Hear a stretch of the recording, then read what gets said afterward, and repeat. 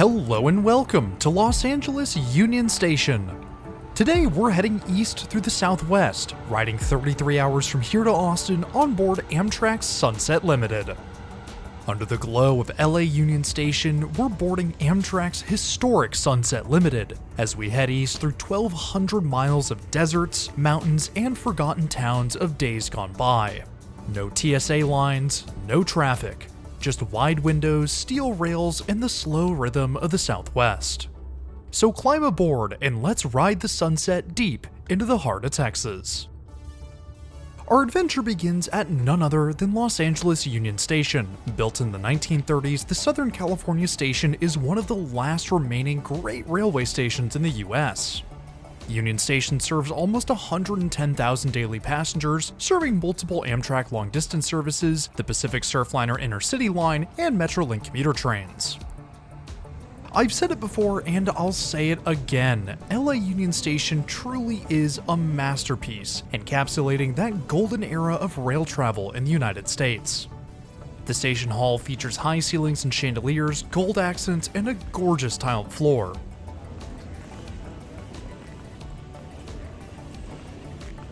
Our 10 p.m. departure time means the station is fairly quiet when we arrive, but that doesn't mean we can't go looking for an even quieter place to wait, the Metropolitan Lounge. The Metropolitan Lounge in LA is tucked away beyond the Amtrak ticketing desk and rental car services. A single sign points us towards the unassuming stairwell and elevator which lead up to the entrance.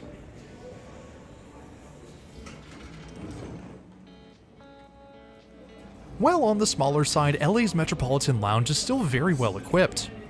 Passengers will find a mix of hot and cold drinks and complimentary snacks for the taking, with comfortable seating and tables dotted around the room. Be sure to grab a few extra things from the snack and drink selection whenever you're in a lounge. While meals are complimentary for sleeper passengers, snacks and drinks are not, so I highly recommend stocking up on the lounge selection or bringing your own. The first boarding call for Train 2 comes about an hour before our scheduled departure. While we're taking a train trip, our journey begins with a short cart ride out to Track 12. Climbing aboard the cart, we're whisked away to our train. We ascend the ramp to the LA Metro tracks before descending back down the other side to the platforms.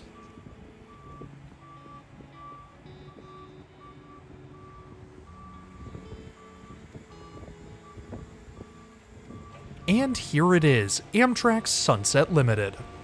We'll be staying in car 2230, room 11, one of 4 roomettes on the lower level. And here we are, our home for the next 33 hours. Beds are already set up when passengers board, allowing them to get to sleep even before the train leaves Los Angeles. Now, I have no intention of dozing off before we depart, so it's back out to the platform to check out our train. Now, I want to address something before we head out. Our train out of Los Angeles is actually 2 trains in one, the Texas Eagle and the Sunset Limited. The rear half of the train is the Texas Eagle, while the front half is the Sunset Limited. The 2 trains operate as one from Los Angeles to San Antonio, before splitting to head to Chicago and New Orleans respectively. Now, while we are riding on the Texas Eagle portion of the train, the southern line is more so considered the Sunset Limiteds, and thus you will hear me refer to the full consist as the Sunset Limited until we split in San Antonio. Powering the Sunset Limited today are 2 P-42 DC locomotives, numbers 144 and 30. Despite many of the surrounding long-distance routes being replaced with Amtrak's new Siemens ALC-42s, the Sunset Limited retains its P-42s, at least for now. With departure time fast approaching, it's time to head back to our room and get ready for a good night's rest. Amtrak roomettes include 2 beds, an upper and a lower. The lower bunk is 6 feet 6 inches long and 2 feet 4 inches wide, or 200 centimeters long and 72 centimeters wide, and is plenty comfortable enough for my 6'3" frame. Each bed comes with upper and lower sheets, a warm blanket, and a comfortable pillow.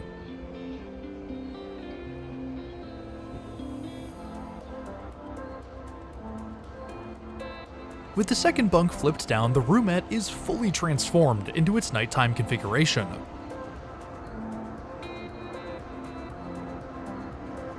We'll only need the bottom bunk for tonight. Settling in, the Sunset Limited begins to roll out of Los Angeles.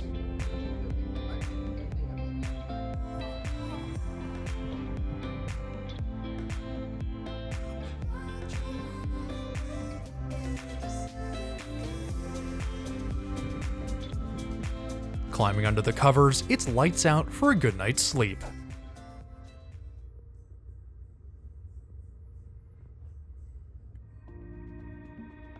The high Arizona sun greets us on the morning of our first and only full day on board the Sunset Limited.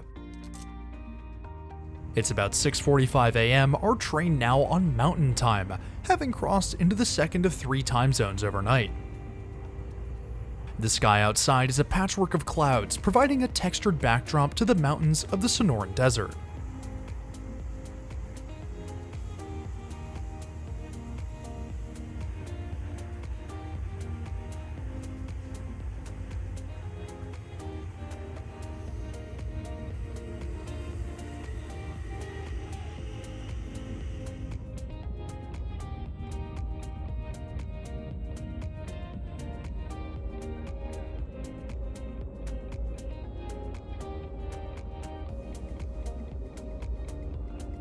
We've never traveled in a lower level roomette before, and being so close to the tracks gives a great sense of speed. We're currently cruising along at 79 miles per hour, the ground flying by as we trundle east.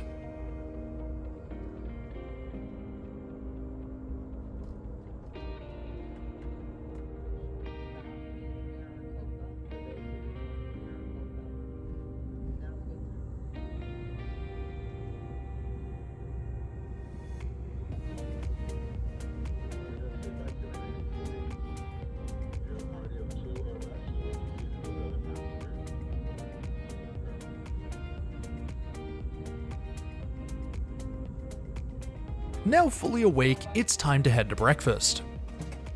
Breakfast is seated on a first-come, first-served basis and is served from 6:30 to 9:30 a.m.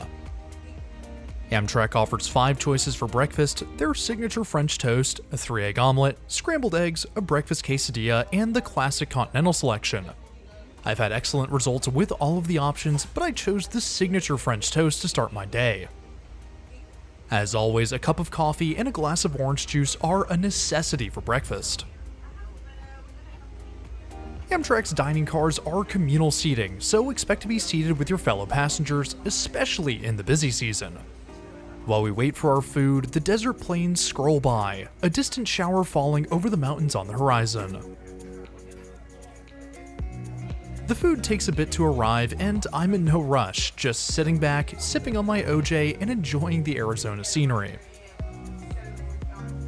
Breakfast is finally served, and man does it look good. The signature French toast comes with 4 pieces of toast, topped with strawberries, blackberries, a dusting of powdered sugar, and a dollop of whipped cream, paired with a few strips of bacon. I also asked for a side of potatoes to go with, and the crew are more than happy to accommodate my request. The French toast is very nice. It's not too sweet on its own, with the sugar coming from the syrup and powdered sugar. The bacon is crisp and savory, contrasting the sweet, the fruit adding a crisp and fresh finish. The potatoes are also tasty, seasoned with a hearty and flavorful blend of spices. Overall, it's an excellent way to start the morning. Returning to the comfort of our roomette, we can sit back and watch the scenery roll by.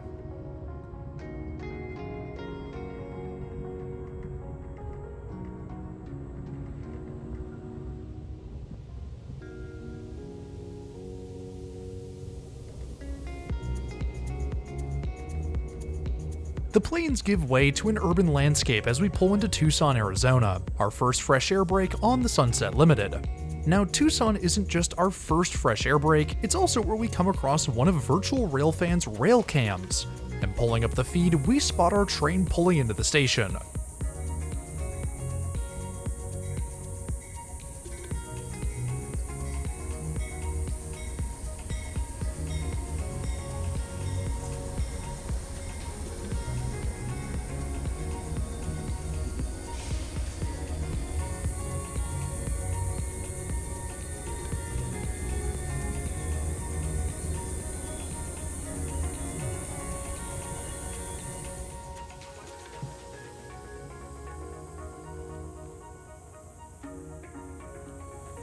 And hey, wait a minute, I know that guy. That's me. Hi, me.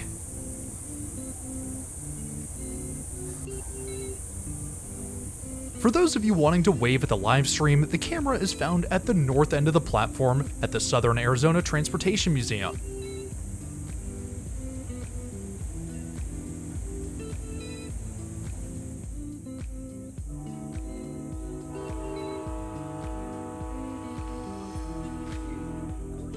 We climb back aboard to the tune of the All Aboard horn and pull up the live stream to catch our train pulling away from the station.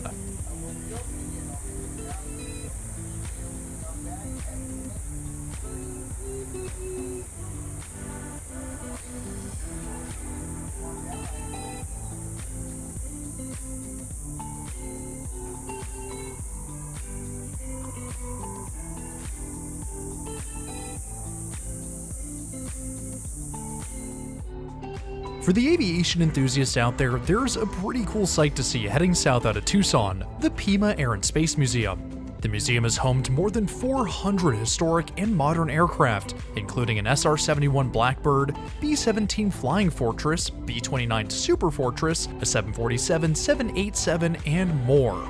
Now, me being an idiot, I didn't get any footage of the museum, so enjoy these photos.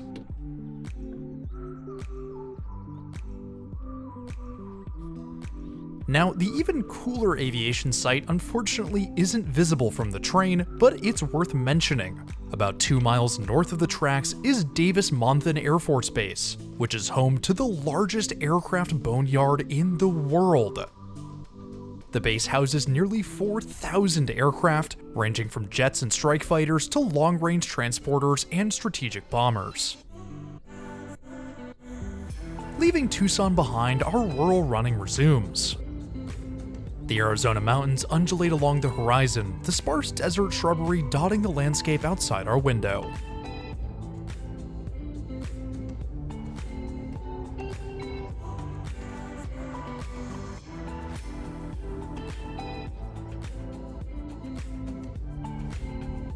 Long freight trains are not an uncommon sight on these transcontinental railroads, and our train is just catching up to a container train now.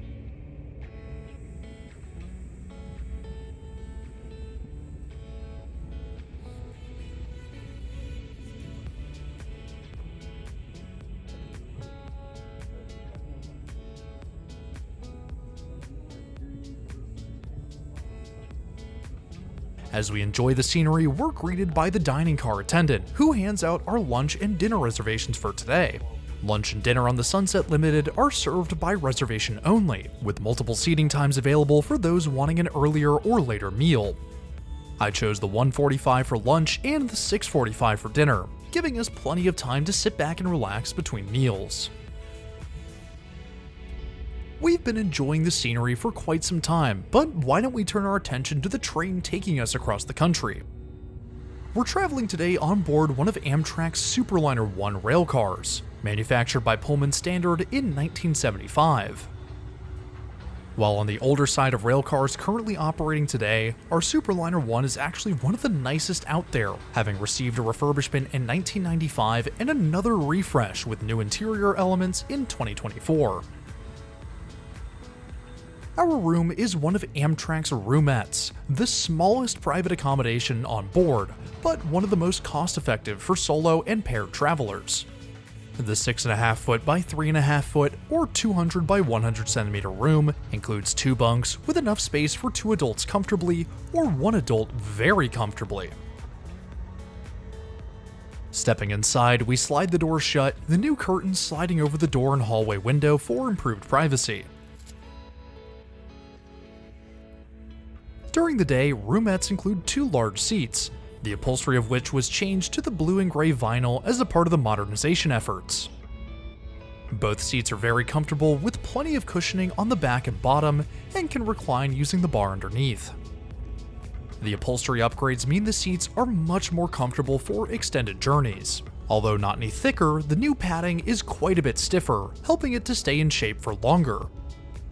As mentioned, each passenger gets their own comfortable pillow. They're a little on the soft side, which I don't mind too much, but for those who prefer firmer pillows, I recommend stacking 2 for a better sleeping experience.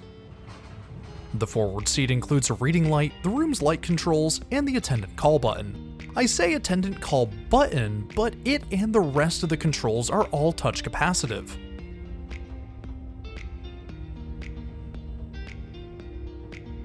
The rearward seat has its own reading light, the light controls are placed by a temperature dial, and the room's singular outlet.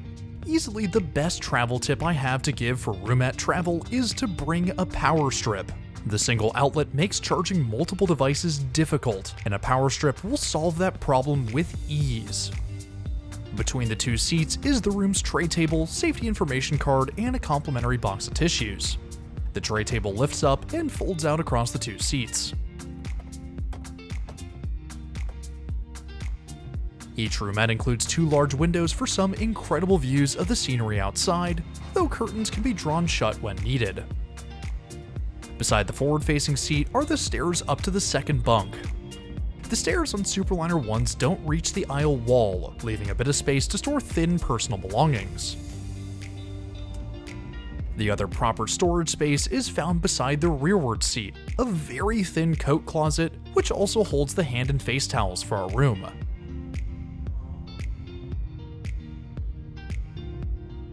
A large vertical mirror is also positioned on the wall above the top step, as are a bottle each of shampoo and conditioner. The room's trash can is found between the closet and rearward seat, with larger trash cans found in the hallway outside. As we saw last night, the top bunk is folded away in the ceiling. The top bunk holds the bedding for the lower bunk, the blankets for both passengers, and includes a reading light and pocket for personal belongings for the upper passenger.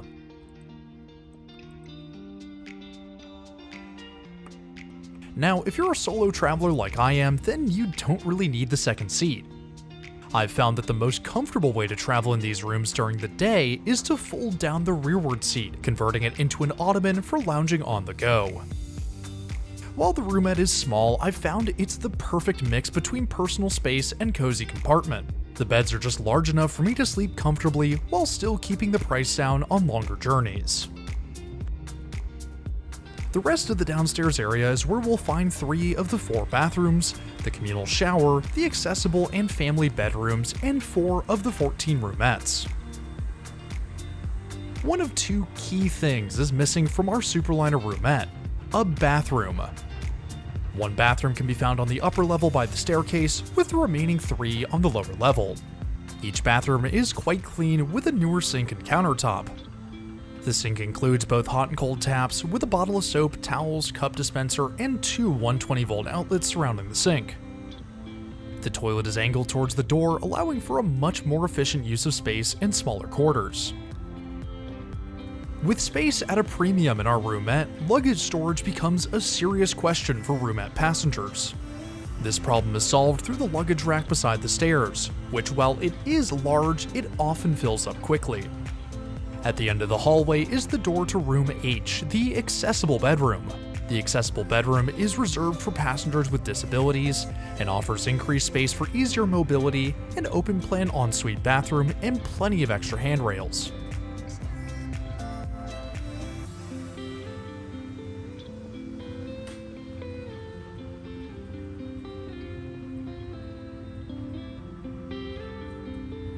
The upper level houses 10 of the 14 roomettes and the 5 standard bedrooms. Beside the staircase is the single upstairs bathroom and the drink station. Water is available for free throughout the journey, with coffee prepared fresh each morning.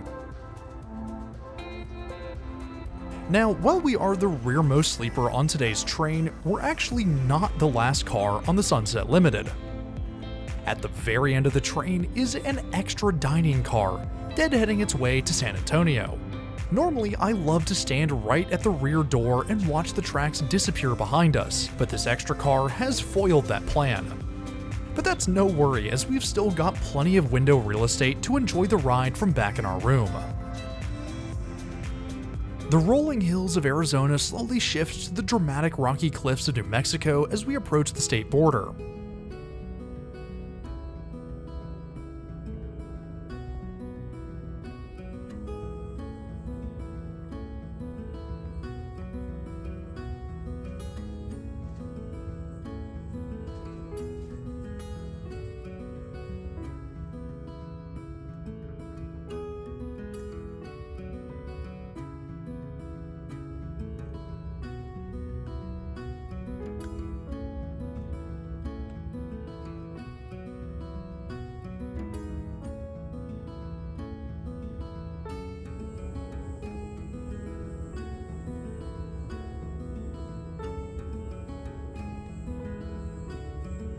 As we enjoy the scenery, we cross into New Mexico, state 3 of 4 on our journey east.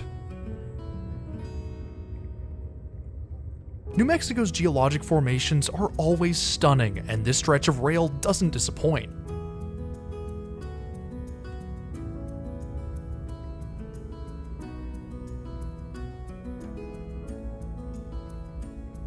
Just beyond the New Mexico border, keep your eyes trained on the mountains just north of the tracks.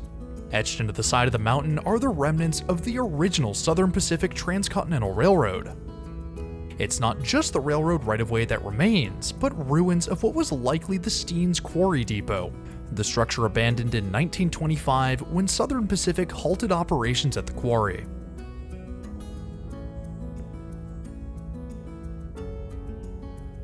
The mountains we pass through fade to nothing in a matter of moments. Our train left with flatlands as far as the eye can see.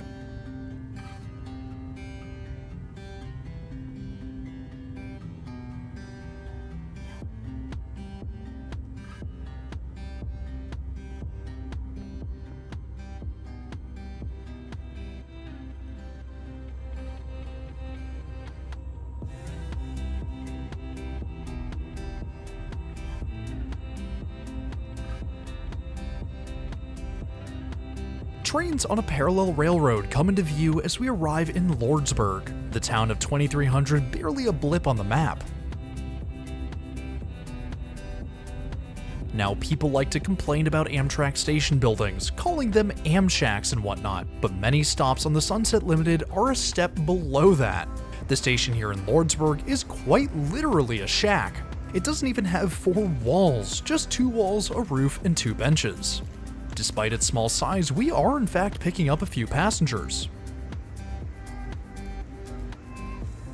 It's back to desert running as we leave Lordsburg behind, and what better place to enjoy the Sunset Limited than from the observation car.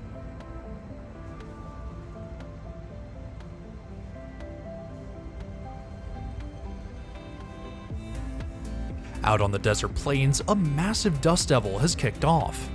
What looks like a tornado is actually just a rotating column of rapidly rising hot air, lifting dust and debris up off the ground. These micro-scale weather events don't require storms to form and lack the scale or power of a proper tornado, often dying out within a few minutes.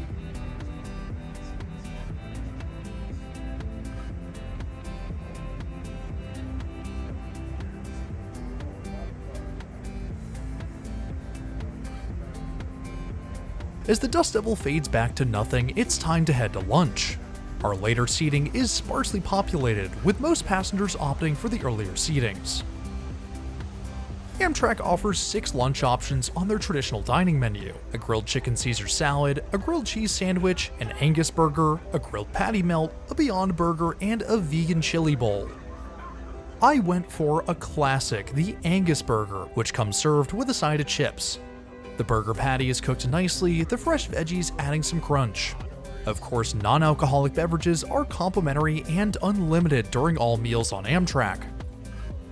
As we dine, we stop at yet another impressive Amshack, this time in Deming. Lunch dessert comes in 2 forms, a butter cake or brownie. Over my many trips, I have found that the butter cake is the winner of that contest. Ours today is served on a caramel drizzle topped with whipped cream. As expected, it's delicious, rich, and incredibly filling, an excellent way to wrap up our dining experience. Back in our room, our conductor comes over the PA to make an announcement. In a few minutes, we'll be making a fuel stop, but not a traditional one.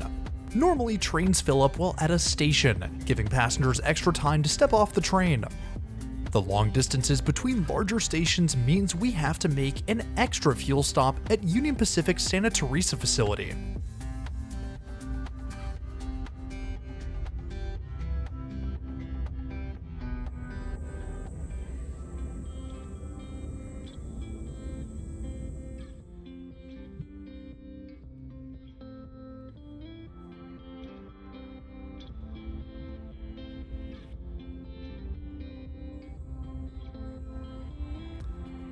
The two mainline tracks follow different paths on approach to El Paso, diverging around the base of Mount Cristo Rey.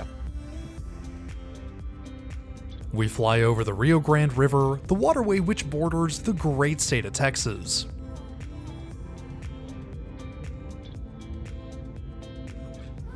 El Paso is our first stop in Texas and our second fresh air break of the day. Normally we'd have about 45 minutes here in El Paso, but we're about an hour behind schedule, so our stop is shortened to just 30 minutes. Of course, that's still plenty of time to hang out on the platform and breathe that hot Texas summer air.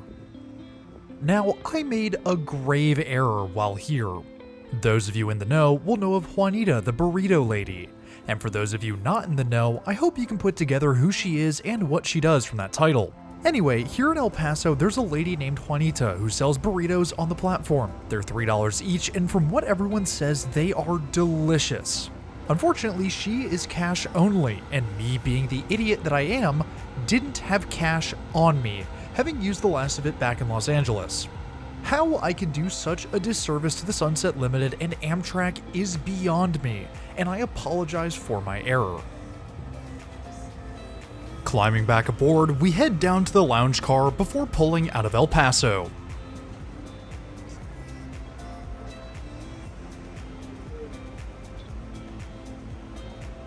From our elevated position in the observation car, we spot the US-Mexico border, the brown stripe poking out over the trees lining the wall.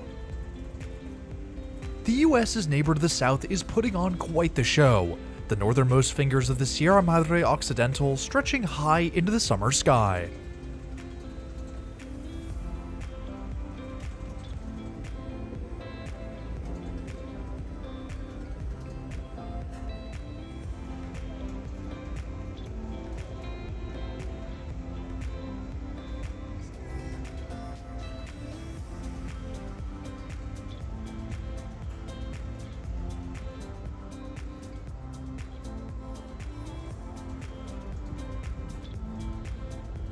While we can see far into Mexico from here, this actually isn't the closest the Sunset Limited gets to the border.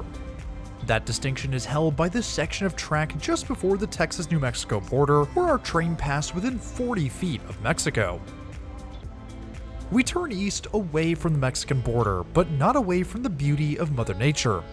Solitary peaks dot the landscape, their prominence emphasized by the large swaths of barren ranchland.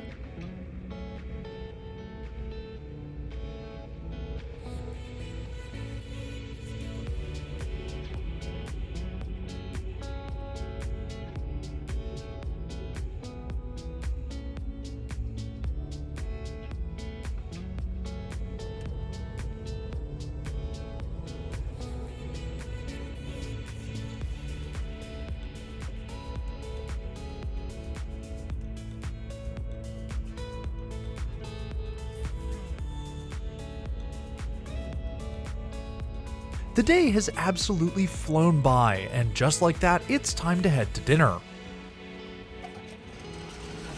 Dinner, as always, is a 3-course meal. For the appetizer tonight, I went with the salad, followed by the signature steak as a main, and the chocolate cake for dessert. Non-alcoholic drinks remain complimentary for each meal, however passengers are allowed one alcoholic beverage free of charge with dinner. Our appetizer and a roll are served soon after we order. The fresh green of the salad is a welcome change of color on the eyes, contrasting the muted browns of the desert landscape. It's right about now that we should be on the lookout for a certain store set up in the middle of nowhere. Out here in the nothingness of West Texas is Prada Marfa, a sculpture by artist Elmgreen and Dragset depicting, well, a Prada storefront.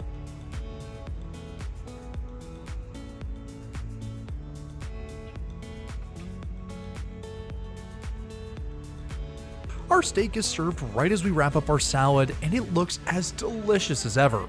The flat iron steak comes cooked to order and is served on a bed of mashed potatoes with a port wine sauce and a side of green beans and carrots. The steak is cooked to perfection and the flavors are incredible. Just as expected, it's a fantastic choice for dinner. Dinner isn't finished without dessert, and Amtrak has 2 options to satisfy your sweet tooth: a chocolate spoon cake and a white chocolate cheesecake. I went with the former, the cake served decoratively with a few dollops of whipped cream, strawberry, and chocolate syrup. The cake is super rich, but not as dense as its predecessor, the chocolate toffee mousse. Now that's not to say it isn't dense, because it certainly is, but the light layers of cake between the heavy chocolate mousse make this cake a delicious way to end off our meal. The landscape slowly turns from brown to gold as the sun begins to set.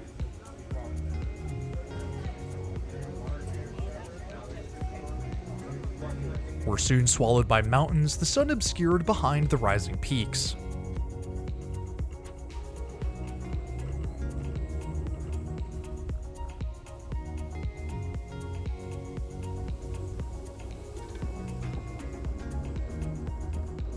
Our third and final fresh air break is Alpine, Texas.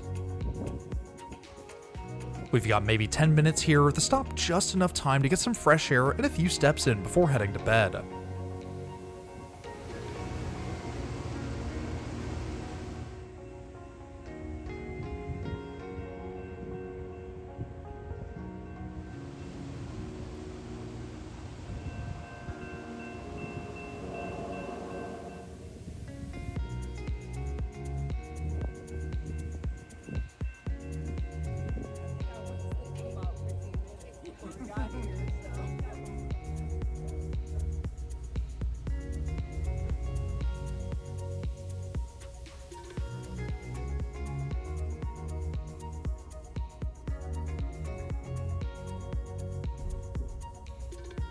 Before we head to bed, it's time for a shower. With no in-room shower, roomette passengers must use the communal facilities on the lower level. The shower room is divided into two spaces, a changing area and a shower stall. In the changing area, passengers will find complimentary towels and soap. The two sides are separated by a frosted glass shower door, beyond which is the large shower stall.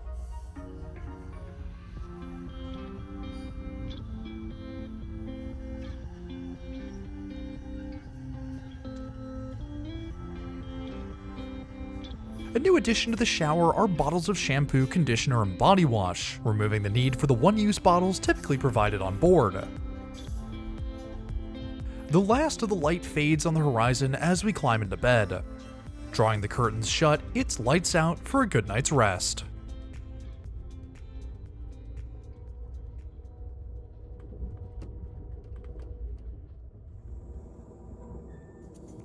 Our slumber lasts only until 5 a.m. as we're awakened by the sound of passing locomotives. We've just arrived in San Antonio, and the Sunset Limited and Texas Eagle are being split into their respective trains.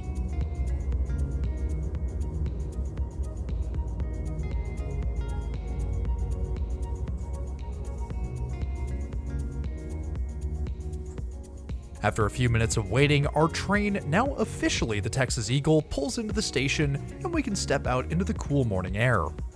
It's still well and truly night, the platform lights illuminating the side of our Superliner coaches. The now two trains occupy tracks 1 and 2 here in San Antonio, the Texas Eagle sitting a bit farther back to allow passengers to board. If you head down to the north end of the platform in San Antonio, you'll find Southern Pacific locomotive number 794. Built in 1916, 794 served both freight and passenger service for 40 years before retiring in 1956. The locomotive was then presented to the city of San Antonio in 1957, where it has remained ever since. While there's no movement from the two Amtrak trains, the Union Pacific line is still very much alive, a local goods train breaking the early morning quiet of San Antonio.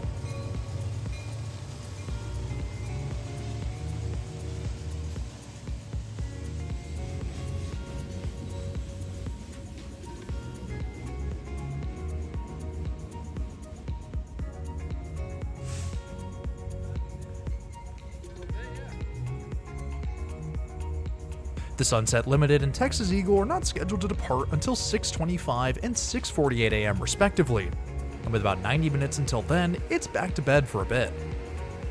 When we return to the platform, night has turned to day, and the Sunset Limited is ready to depart for New Orleans. The two GE Genesis locomotives power up, and we bid farewell to the Sunset Limited.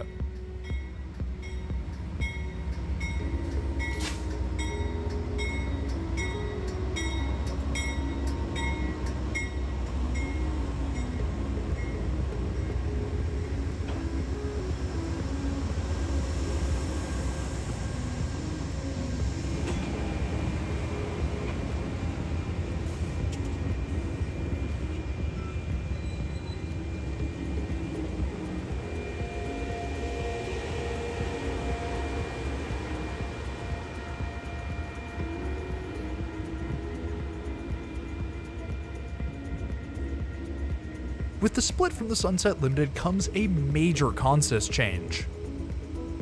Our train has now been truncated to just 4 cars, 2 coach cars, a cafe car, and our single sleeper. You may notice we're missing 2 key cars, a dining car and an observation car.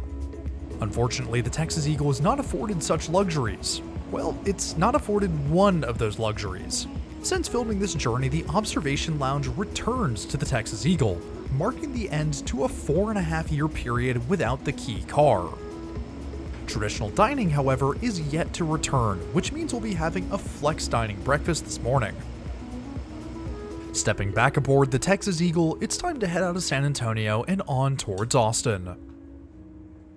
It starts with a backing maneuver out of San Antonio and past the Alamo Dome, our new car attendant coming to greet us shortly after departure.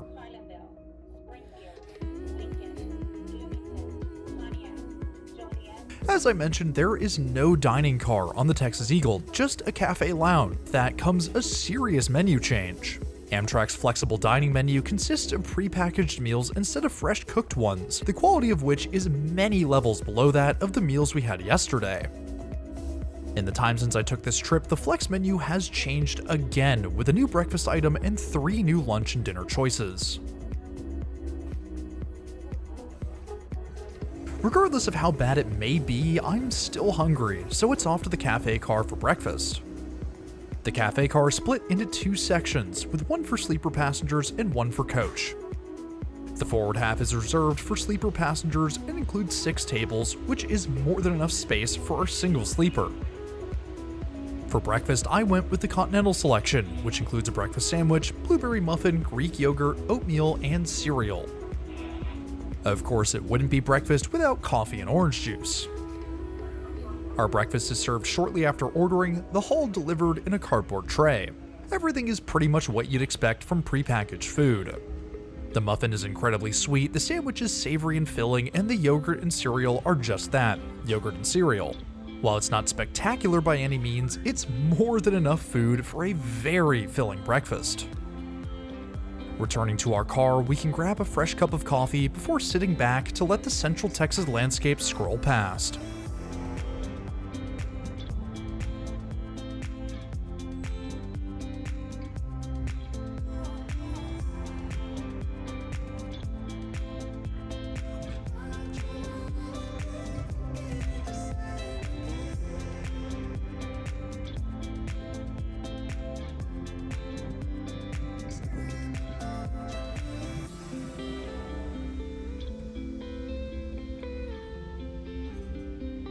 It's not long before we're slowing on our approach to the capital city. The Texas Eagle emerges from the trees to fly over Lady Bird Lake, the skyline on the other side welcoming us into the city.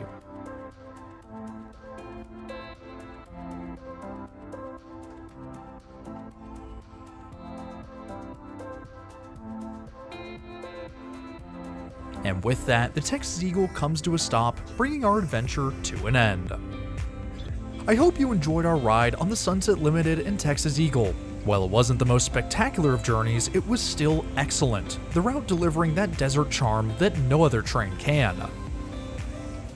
Next week, we're heading to Norway for a ride on the Flåm Railway, one of Europe's most spectacular scenic railways, as we head from the mountains to the fjords.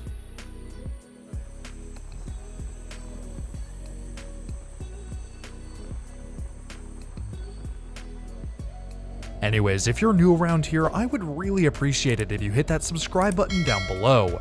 It's totally free and it really helps support the channel. I want to give a huge shout out and thank you to my loyal patrons and members. Y'all are amazing and your incredible generosity is greatly appreciated.